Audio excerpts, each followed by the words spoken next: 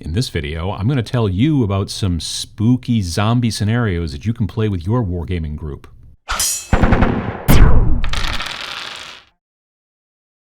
As we're getting closer and closer to Halloween, I was reminded recently of several different events over several different years that I attended at local shops in this area that were Halloween-themed wargaming scenarios.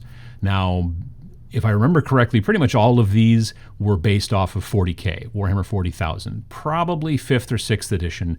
But technically, you could play these type scenarios in pretty much any type of game that you're looking for. You could play it in Age of Sigmar, you could play it in Malifaux, you could play it in Flames of War, honestly. If you wanted to have a game where you fought against hordes and hordes of tiny little 15mm zombies on tiny little bases, and you know, if you've got a whole bunch of those extra infantry models laying around and you want to paint them up real quick, just splatter them with a lot of blood and stuff like that and make it very clear which stands are the zombies, knock yourself out. You can do that.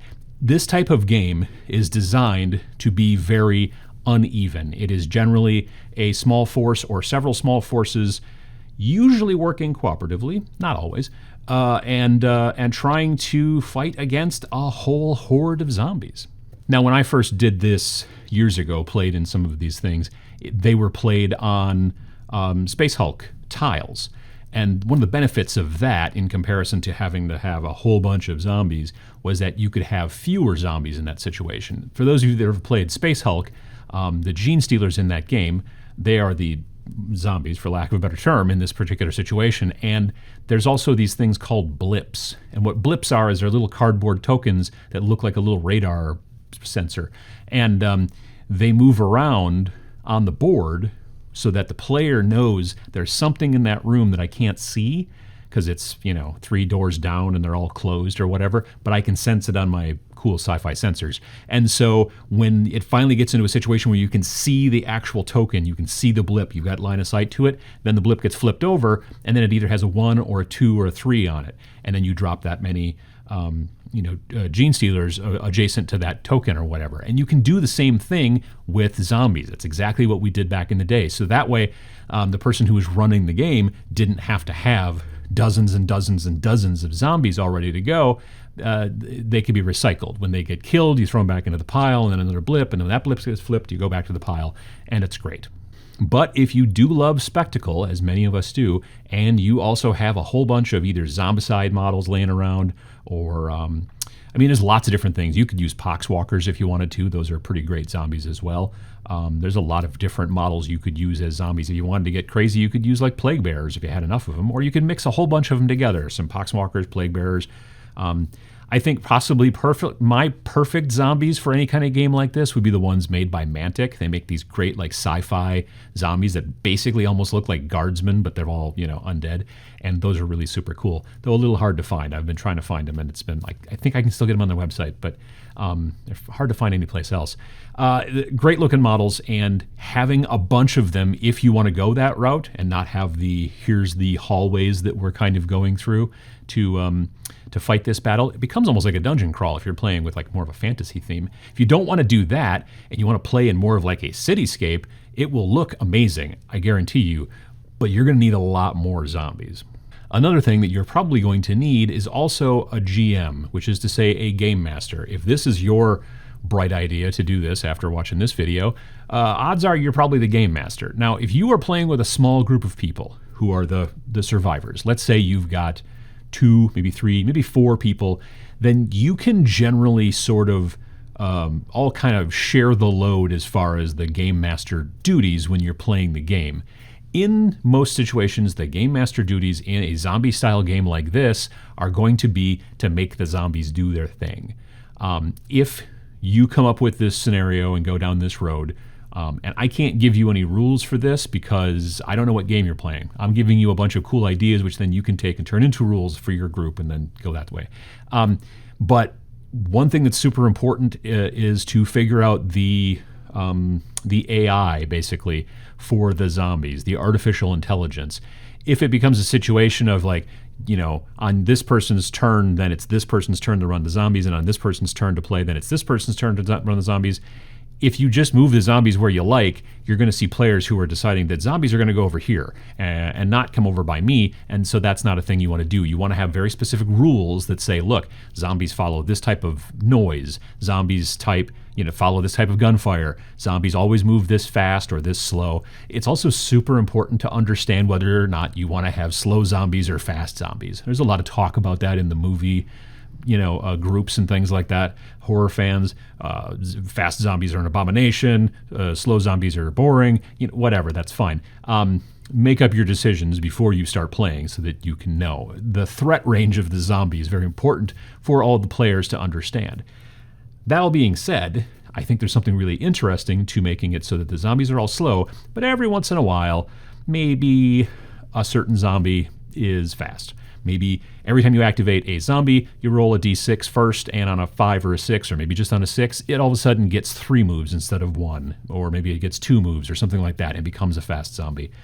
Maybe there's certain parts in the city where all of a sudden the zombies go faster for reasons or whatever, depending on how you're doing it, with your board and all that kind of stuff. But understanding that stuff up front is important.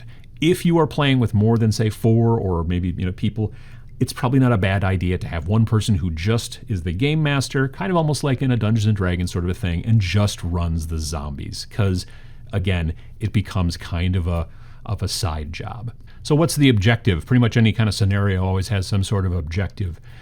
Generally, the objective is to get from point A to point B. And that is to say, we need to get to the boat, the spaceship, we need to get to the castle, because we can protect ourselves from the zombies there. There's some place where you are now at the beginning of the game, and you need to get elsewhere so that you can get away from the zombies. There is basically never a zombie movie or a zombie scenario in my mind where you go through and kill all the zombies. The idea behind zombies is that there's a near infinite amount of them. That is part of the horror of zombies in these types of situations. So trying to figure out a way to make it so that the zombies will just keep spawning and just keep coming, at that point it is no longer about I need to kill all the zombies, I need to table the zombies. It's not going to happen. Also, zombies should probably never have morale rolls. If you've got morale rolls in the game that you play, zombies are immune. But the idea is that we have to get to this place so that we can escape, be safe, whatever. That is generally always the objective. Maybe there's little side objectives along the way. Maybe you pick up some cool weapons or some supplies that give you victory points, stuff like that. But the main objective is to get through this mass of zombies and get to wherever your safe zone is.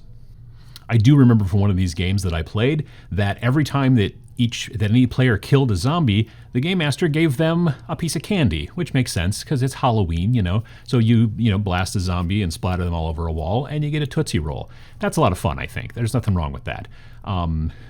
You could do it with shots, I guess. That might not actually be a very good idea, because you probably shouldn't do it with shots. Let me just, for legal reasons, say don't do it with shots. But, candy is fine. Brush your teeth. But some sort of little extra thing like that makes it different than a normal scenario that you get together with your group and play. Also, and that ties in with Halloween, is also a lot of fun. So think about that as the GM as well. And another thing to probably really sit down and think about is whether your game is cooperative or adversarial. Now, obviously, against the zombies, it's adversarial. You do not cooperate with the zombies. That's not a thing. But if you're playing, say, 4 players, are we all working together so that we can all get to the happy place and get through all of the zombies? Is the happy place big enough for multiple teams? It's hard to say, isn't it? You're playing a game which in most situations is, you're normally playing with small little groups, small skirmish, smaller than usual, I would say. Like in a game like, let's say, Kill Team, I would say that it's probably even less than 100 points. Maybe it's 50 points of models per person. So then that's your smaller groups, and then you have to fight your way across the whatever, the Badlands to get to the good place.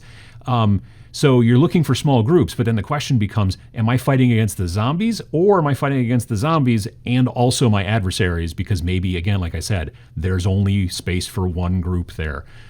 Or is it we don't win if all of us don't get there? You can lose some people. People will die. This is the way it works with zombie movies. But if at least every team can at least get one model in there, then we all win. And then that's cool. But if we don't, if a couple of teams croak, well, then we're done. And then we can start over and play again. Maybe the person who was GM last time gets to swap in, and then someone else is GM. And that's a lot of fun.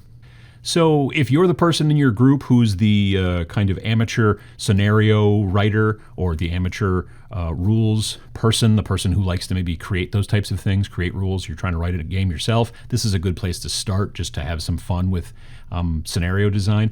If you're not that person, then if you still want to get this going, find the person in your group who's into that stuff, work with them, and come up with some rules. They don't have to be perfect. They don't have to be the first year. Maybe it's a beta year, and you try it out and see how it works, and then you tweak things after you run a couple of games, and then you see how it goes for next year, and then work it that way, and come up with some rules. Depends, again, doesn't matter what game you're playing as long as it's a miniatures game. Come up with some rules, get yourself a bowl of candy, and have a good Halloween time.